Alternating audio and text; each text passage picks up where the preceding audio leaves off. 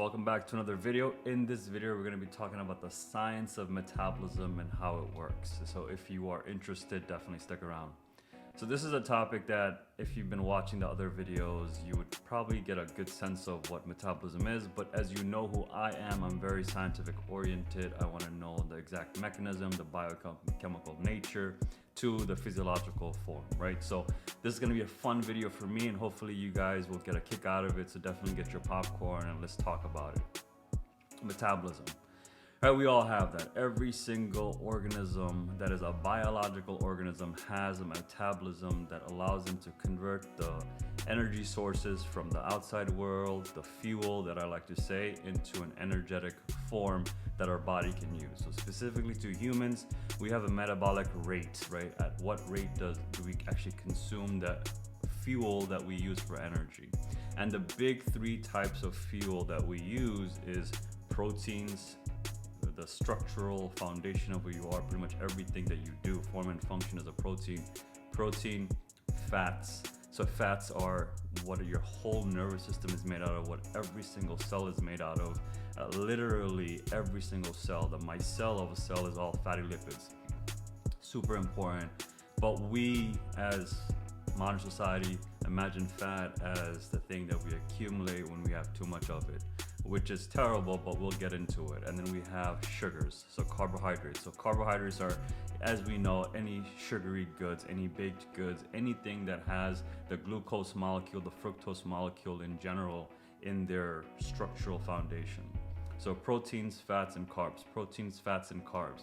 This is what we always use, and of course there's like miscellaneous stuff, but really if you were to do a breakdown of who you are, you would pretty much be broken down into either proteins, fats, or carbs.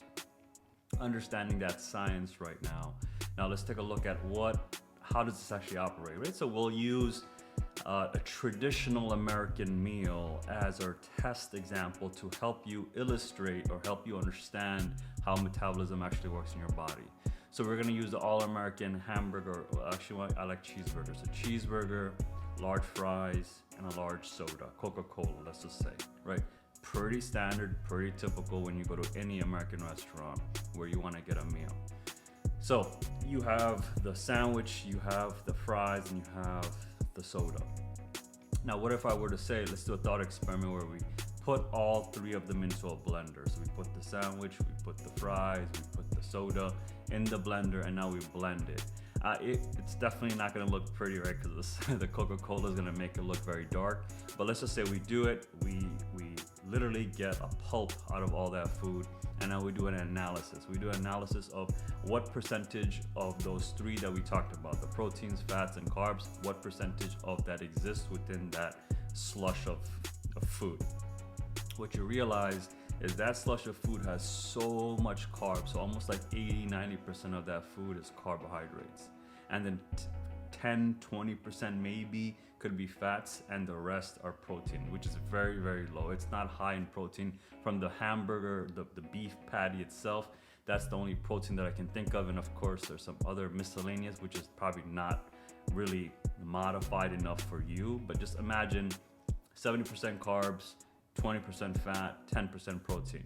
That's the form that you're taking in, right? So now imagine you are currently a little bit overweight. You have a little bit more weight than normal. So I'll use myself as an example. I'm 5'8", 5'9", and at one point I got up to 170 pounds. 170 pounds, but this was not muscle. This was just pure, like maybe 10, 15, 20 pounds of fat.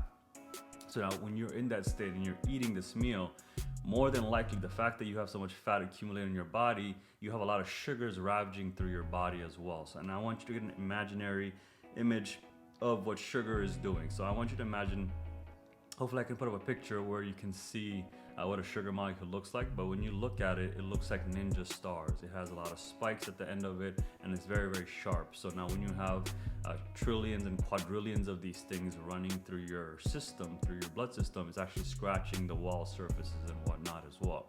So it's always causing inflammation. So you have this situation going on. And now let's just say you eat this meal, your digestive system processes it, it makes it into a slush, and now you're absorbing it back into your blood system so it can go to wherever it needs to go.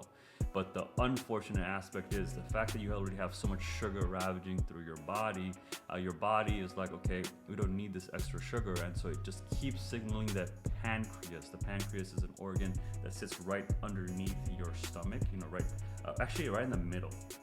So if you were to see where your liver is, hopefully I can put up a picture. That pancreas, that little organ, that fatty little organ, releases a lot of insulin into the system, so the insulin can take all those sugars and put them into the brain, put them into the muscle, and put it wherever it needs to go. But when you have so much excess amount, so again, you just took in 70% of sugars from that meal, it's going to do the same thing. So your body's going to be shunting, not even using it anymore, and shunting to the liver to convert all that sugar into fat, right? Because fat is the most condensed form of energy that our body technically leverages. So we always store everything as fat. If we need energy in the future, we can leverage it in the future. But the situation now is that you just took in so much carbs.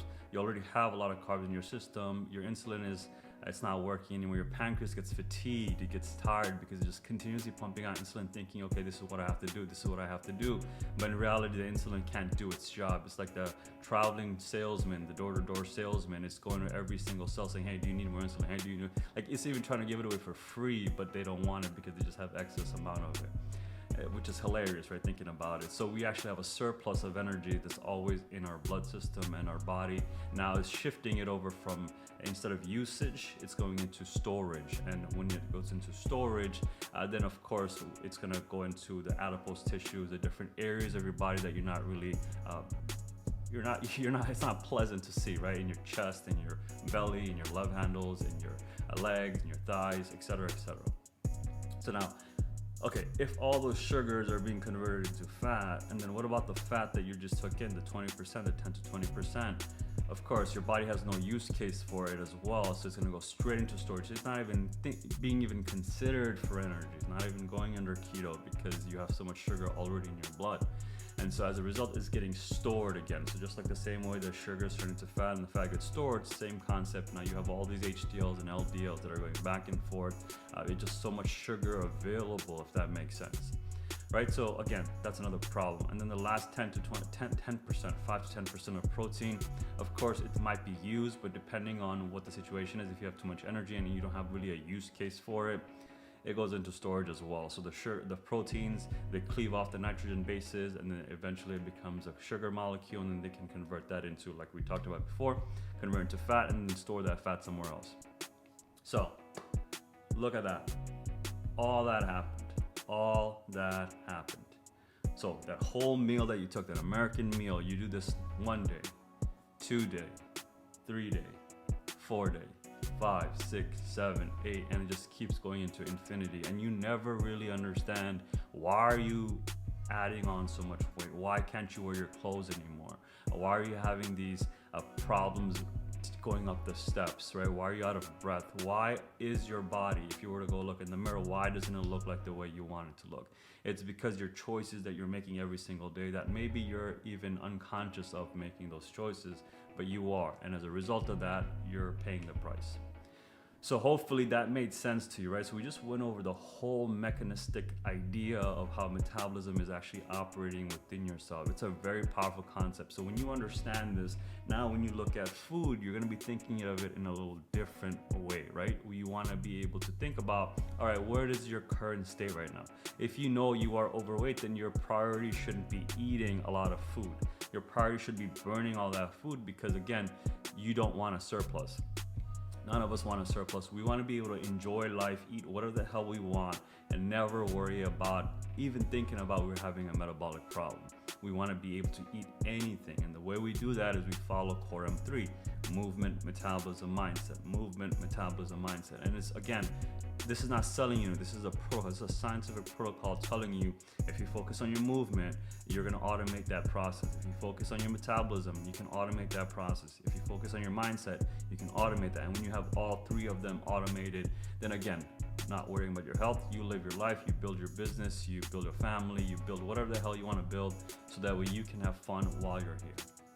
Okay, cool. With that being said, definitely comment, subscribe if you found any value in this video.